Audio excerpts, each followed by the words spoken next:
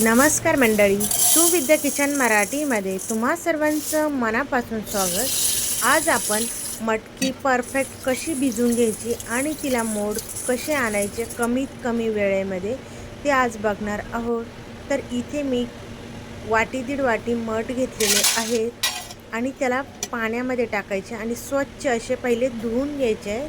धुतल्यानंतर त्याला भिजत ठेवण्यासाठी कोणतंही एखादं भांडं घ्या, थोडं मोठं साईजचं। मी तर कुकरच्या डब्यामध्ये घेतलेले आहेत आणि त्यावरती 1 ते 1.5 इंच पाणी ठेवा, म्हणजे जी मटकी आहे ती एकदम व्यवस्थित भिजेल।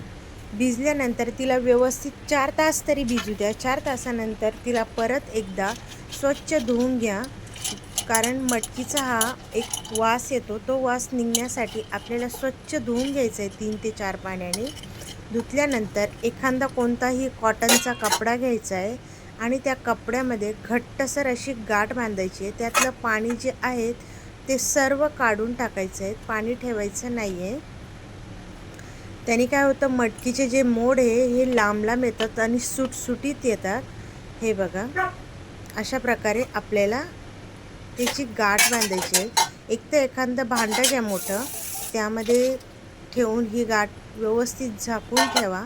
3 तासासाठी ठेवून द्या। फक्त 3 तासातच एकदम परफेक्ट हे मठाला मोड येतात। नाहीतर ती गाठ आहे कुठेतरी एखाद्या ठिकाणी बांधून ठेवा, वरती अडकून ठेवा। त्याने काय होतं, ते पाणी जे आहे ते सर्व निथरून जातं आणि ते जी मटकी आहे ती एकदम परफेक्ट त्यातून मोड बाहेर सोडते। हे बघा, बघू शकतात मी 3 तासासाठीच बांधून ठेवलेली मटकी होती, तर ती कशी फुललेली आहेत आणि तिचे मोड बी बघू शकतात, किती मोठे मोठे मोड आलेले, लांब सटक मोड आलेले आहेत आणि एक ना एक दाणा हा मोड निघतात, एकही असा कुचीर जात नाही। म्हणून जर तुम्हाला झटपट मटकी भिजवायची असेल तर काय करायचं, फक्त 3 तास भिजवायचे आणि 3 ते 4 तास भिजवायचे। मी 4 तास भिजवलेले आहेत आणि 3 तास बांधून ठेवलेले। 7 तासामध्ये बघू शकता किती छान अशी आपली मटकी फुललेली आहे। तुम्ही एकदम जवळून बघा, एकदम परफेक्ट अशी ही फुललेली आहे। मी तुम्हाला कॅमेऱ्यात जवळ नेऊन दाखवते। हे बघा, छान अशी फुललेली आहे।